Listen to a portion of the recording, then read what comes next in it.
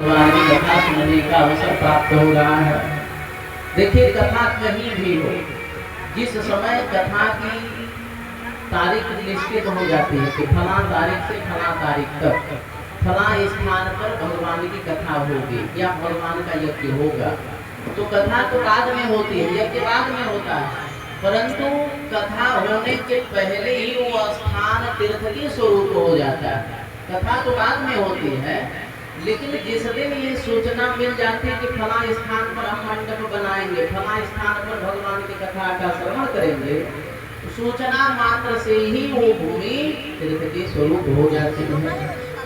अब आप कहोगे कि महाराज ये कैसे संभव है? तो एक दृष्टांत के माध्यम से आप लोग श्रवण करो कि जैसे प्रधानमंत्री जी आने वाले हैं, 1 महीने बाद आने वाले हैं, सूचना मिल जाए जो जिला के अधिकारी हैं कि भैया प्रधानमंत्री जी आ रहे हैं फला जिले में, फला स्थान पर वो आने वाले हैं, तो प्रधानमंत्री जी तो 1 महीने बाद आएंगे, पर 1 महीने पहले से उनकी व्यवस्था जो है, रोड वगैरह, अगर रोड गड़बड़ भी हो, गड्ढे वगैरह भी हो, तो उसे पाट करके खूब अच्छे से रोड वगैरह बनवा दिए जाते हैं, तो जो है सुंदर सुंदर व्यवस्थाएं कर दी जाती हैं। जिस स्थान पर उन्हें रुकना होता है, जिस स्थान पर उनका भाषण होना होता है, उस स्थान की सफाई करवा दी जाती है। आप देखे होंगे कि प्रधानमंत्री जी जब आने वाले होते हैं, उसके पहले जिस स्थान पर उनका मंच लगने वाला होता है, वो उस स्थान पर देखने लायक नहीं होता, बैठने योग्य नहीं होता, बहुत सारे कास्ट होते हैं। पर जैसे सूचना मिल जाती है कि देखो भैया यहाँ प्रधानमंत्री जी आने वाले, यहाँ मंच बनेगा, उनकी सूचना पाते ही जो अधिकारी हैं उनके नीचे के सारे लोग वहाँ सफाई करवा देते हैं, खूब टेंट वगैरह लगवा करके अच्छे से व्यवस्था करवा देते हैं। भगवान जो है प्रधानमंत्री जी तो बाद में आते हैं, पर व्यवस्थाएं उनसे पहले उनके जो कर्मचारी हैं वो पहले ही आकर के उस स्थान पर विद्यमान हो जाते हैं। तो कहने का भाव यह है कि जब साधारण से प्रधानमंत्री के आने पर भगवान से तो नीचे ही इतनी सारी सुविधाएं, इतनी सारी व्यवस्थाएं हो जाती हैं, तो जब साक्षात परमपिता परमेश्वर आने वाले रहेंगे, तो क्या उनके आने की सूचना पा करके उनके भक्त स्थान पर नहीं आएंगे, उनकी व्यवस्था नहीं संभालेंगे। भगवान तो बाद में आते हैं, परंतु भगवान के भक्त उनसे पहले आकर के व्यवस्था देखते हैं। अभी भी समझ में नहीं आया। दूसरे दृष्टांत से समझिए। एक बार शिव जी मैया पार्वती जी के साथ नंदी जी पर बैठ करके यात्रा करने के लिए निकल पड़े कि आज चलो हम पृथ्वी पर चलेंगे, चल करके पृथ्वी पर जो है घूमेंगे। तो जब पृथ्वी लोक में आए तो चलते चलते भगवान शिव जी ने नंदी जी को एक सुनसान स्थान पर रोक दिया। नंदी जी से नीचे उतरे, नीचे उतर करके भूमि को प्रणाम किया। इधर भूमि को जब प्रणाम कर रहे थे शिव जी, तो मैया पार्वती जी मन में सोच रही है, चारों तरफ देखने लग गई और सोचने लगी कि यहाँ तो ना तो कोई देवालय है और ना ही भगवान का कोई इष्ट है। फिर आखिर भगवान ने प्रणाम किया तो किसको किया? जब शिव जी प्रणाम कर लिए तो मैया पार्वती जी ने भगवान से पूछा कि हे प्रभु, आप कृपा करके बताओ कि यहाँ पर ना तो कोई आपका इष्ट है, ना ही कोई देवालय है, फिर आपने प्रणाम किया तो किसको किया? तो मुस्कुराते हुए बोले कि देखो देवी, इस स्थान पर मैंने इसलिए प्रणाम किया कि इस स्थान पर एक भक्त 10,000 पहले आकर के तप किया था, उसके तप के प्रभाव से भूमि तीर्थ की स्वरूप हो गई है, इसलिए मैंने इस भूमि को प्रणाम किया। पुनः नंदी जी पर आरूढ़ हुए, नंदी जी के ऊपर आरूढ़ होकर के यात्रा प्रारंभ कर दी। चलते चलते भगवान ने फिर शून्य साले स्थान पर नंदी जी को रोका, भूमि से उतर करके भूमि को प्रणाम किया नहीं था। आज के 10,000 बाद एक भक्त आएगा और आकर के इस भूमि में तप करेगा, जप करेगा, तो उसकी सूचना मात्र से, उसके आने की सूचना पाते ही ये भूमि तीर्थ के स्वरूप हो गई है, इसलिए मैंने इस भूमि को प्रणाम किया। तो जहाँ पर भगवान की कथा होना सुनिश्चित हो जाता है वह भूमि तीर्थ के स्वरूप हो जाती है। बोले भक्तवत्सल भगवान की। और देखिए हमारे पूज्य गुरुदेव भगवान का भी आगमन हो गया है,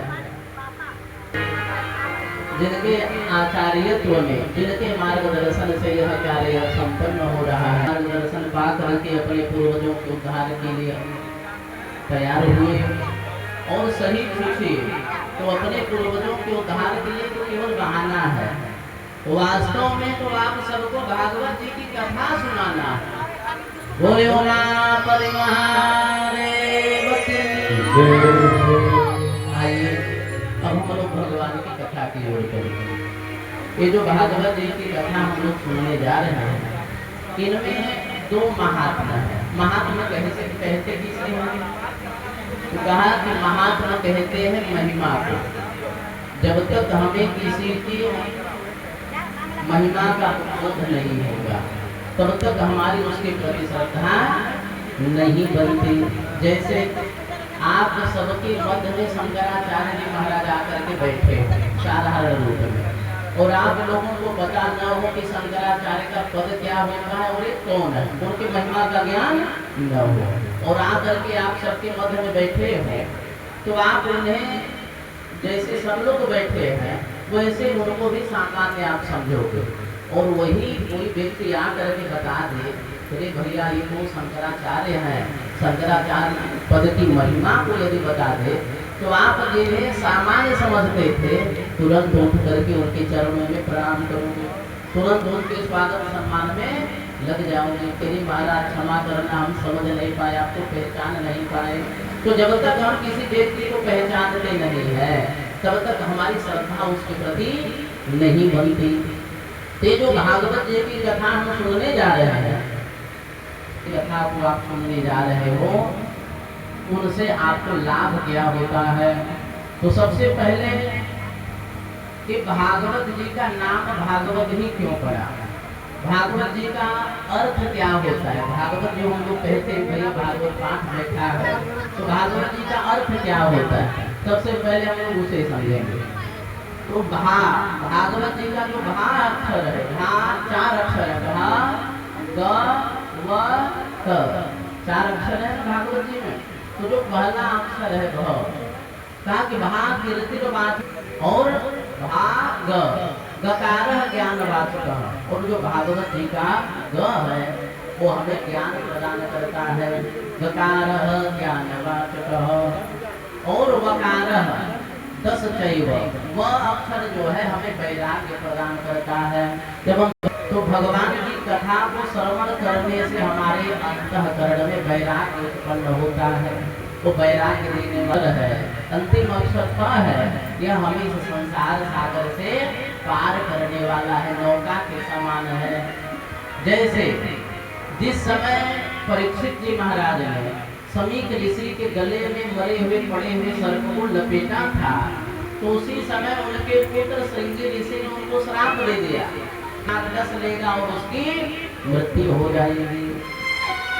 श्राप लगा, उसी समय एन टाइम पर सुखदेव जी महाराज आ गए और आ करके उन्हें भागवत जी की कथा सुना करके भगवान के गोलोक धाम को भेज दिया, अकाल मृत्यु नहीं होने दिया। तो ये जो भागवत जी का त है वो हमें संसार सागर से पार करने वाला है, नौका के समान है। तो आइए अब हम भागवत जी में प्रवेश करेंगे। तो भागवत जी में सबसे पहला श्लोक, महात्मा का पहला श्लोक हम लोग गुनगुनाते हैं, जिसमें भगवान के स्वरूप, कार्य और व्यवहार के विषय में बताया गया कि भगवान का स्वरूप कैसा है, भगवान कार्य कौन सा करते हैं और भगवान का व्यवहार कैसा है, इसके विषय में हम लोग जानेंगे। सच्चिदानंद रूपाय, भगवान का स्वरूप कैसा है? कहा सतधन चितधन आनंद धन, भगवान का स्वरूप है सच्चिदानंद। तो भगवान का स्वरूप के विषय में बताया गया, जैसे उदाहरण के माध्यम से आप